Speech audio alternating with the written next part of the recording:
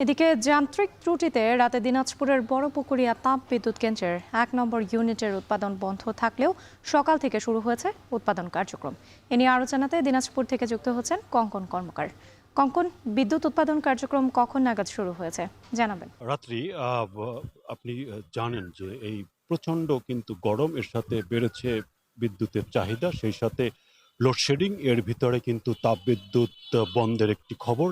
আর সামনে কিন্তু আমন মৌসুম, অনেকগুলো বিষয় কিন্তু যাই হোক, তাপবিদ্যুৎ কেন্দ্রটি কিন্তু ১ নম্বর যে ইউনিট, এটি গতকালকে সকালে কিন্তু হঠাৎ করেই যান্ত্রিক ত্রুটি, সেই কারণে বন্ধ হয়ে যায়। এবং যদিও বলা হচ্ছিল যে এটি দীর্ঘস্থায়ী হবে ঠিক করার জন্য, কিন্তু অনেক চেষ্টা করে পাওয়ার প্ল্যান্টের যারা প্রকৌশলী আছেন তারা কিন্তু কালকে এটি ঠিক করেছেন। এবং আজকে ভোর ২:৩০ থেকে ৩টার দিকে কিন্তু এটি উৎপাদনে আসে এবং খুব কম মাত্রায় কিন্তু বিদ্যুৎ উৎপাদন করছে এবং এটি জাতীয় গ্রিডে সংযোগ দেওয়া হচ্ছে।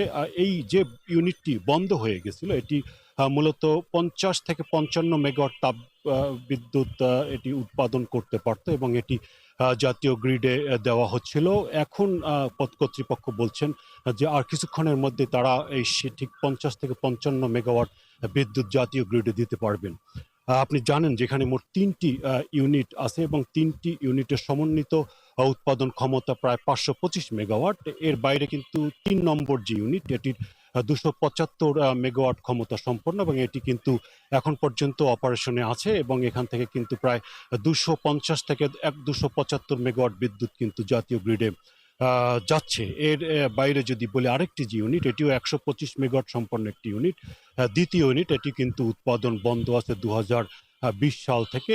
যদিও পিডিবি চাচ্ছে এটিকে পুনরায় চালু করতে, কিন্তু এটি খরচ সাপেক্ষ ব্যাপার। তারা বলছেন যে প্রায় ২০০ কোটি টাকা খরচ হবে। যদি হয় তাহলে ৩টি ইউনিট যদি একসঙ্গে চলে তাহলে কিন্তু আপনার এখান থেকে প্রায় ৫২৫ মেগাওয়াট বিদ্যুৎ উৎপাদন করা সম্ভব হবে।